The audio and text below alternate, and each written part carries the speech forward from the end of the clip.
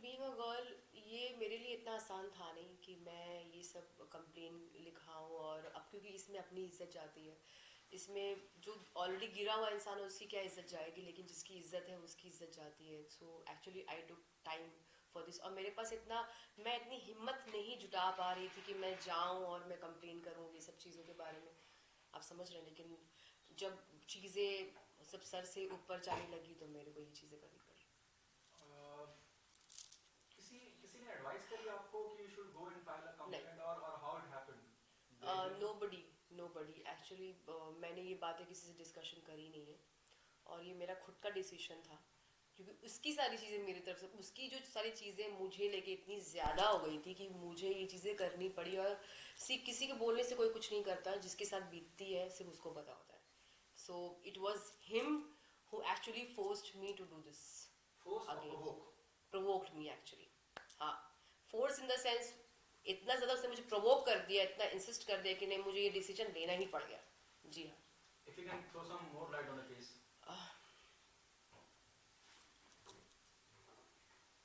अगर कुछ और बता सके आप डिटेल में इस पूरे केस के बारे में।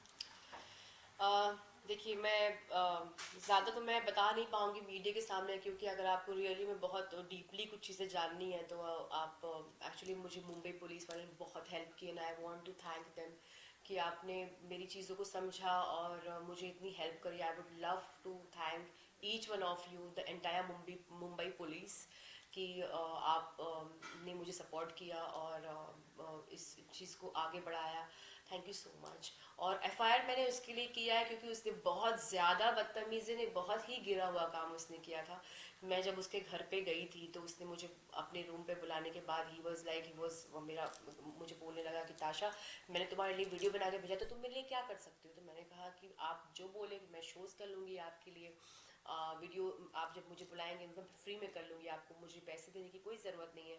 सो आप मुझे जो काम बोलेंगे मैं I will definitely do it. कि अब कोई शूट हो या कुछ हो, इवेंट्स हो या फिर शोज़ वगैरह हो, म्यूज़िक का, म्यूज़िकल शोज़ हो। तो ही सेड कि तुम इतनी समझदार लड़की हो, कैसी बातें कर रही हो, और मैं ये चीज़ थोड़ी बोल रहा हूँ तुमको, तो मेरी बात को तो समझो। तो मैंने बोला मतलब मैं समझी नहीं आपकी बातें। तो मैं थोड़ी सी अनजान बन रही थी, मुझे अच्छा सा नहीं लग रहा था इसलिए। बट उसने मुझे खुल के बता दिया कि भाई ऐसी सी बात है, मैं तुम्हें कॉम्प्रोमाइज़ की बात कर रहा हूँ। तो मैं वहाँ से उठ के जब जा रही थी तो उस बंदे ने मुझे इतनी गंद खींचा। उसके बाद भी बहुत सारी चीज़ें थी जो मैं, ऑब्वियस सी बात है, being a girl I have respect, I can not tell in front of public. तो बहुत सारी बातें हैं जो मैं, इतनी तो है मुझ में शर्म कि उसको करने में शर्म नहीं आई है, बट मुझे बताने में ज़रूर आएगी। तो आप लोग प्लीज़ एफआईआर का एक बार कॉपी चेक ज़रूर कर लेंगे। आईपीसी कौन कौन सी धाराएं लगाएंगे? मैं इस बारे में यहाँ बात नहीं कर सकती, I am really so sorry.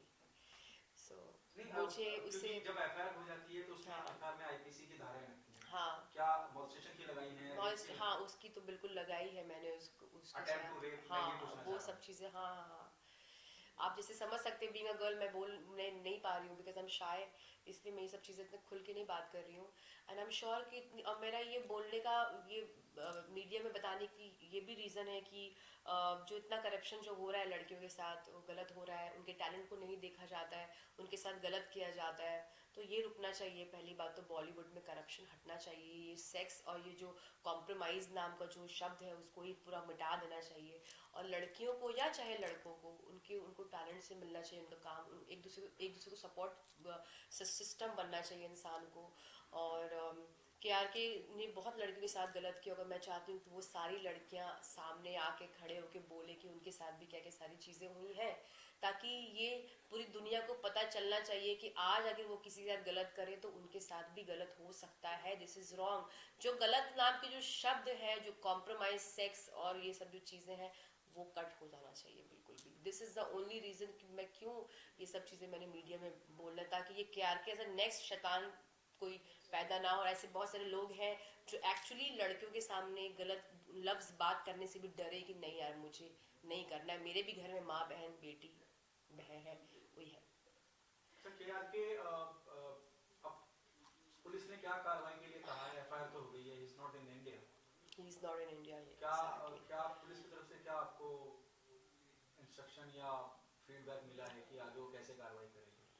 देखिए मैं तो मुझे इतना पता है कि पुलिस का जो काम है वो मुझे उनको बताने की ज़रूरत नहीं है। दे नो कि इनको क्या करना है। सो आई एम श्योर कि मैं उनके काम में कोई भी इंटरफेरेंस नहीं करना चाहती हूँ। आई नो कि वो बहुत ही परफेक्ट तरीके से अपना काम जो है वो कर लेंगे। इस जस्ट कि क्या कि शैतान जो इंसान है जो वहाँ पे बैठे बैठे सबके बारे में बकवास करता रहता है, जिसको वो बराबरी नहीं कर सकता तो उसके बारे में वो घटिया बातें करता है। सो पैसे तो गलत तरीके से भी कमा लेते हैं लोग, तो उसके पास अगर पैसा है तो उसका मतलब ये नहीं कि उसके पास पावर है। एक हद तक उसका पावर भी कोई काम नहीं आने वाला है क्योंकि वो गलत इंसान है।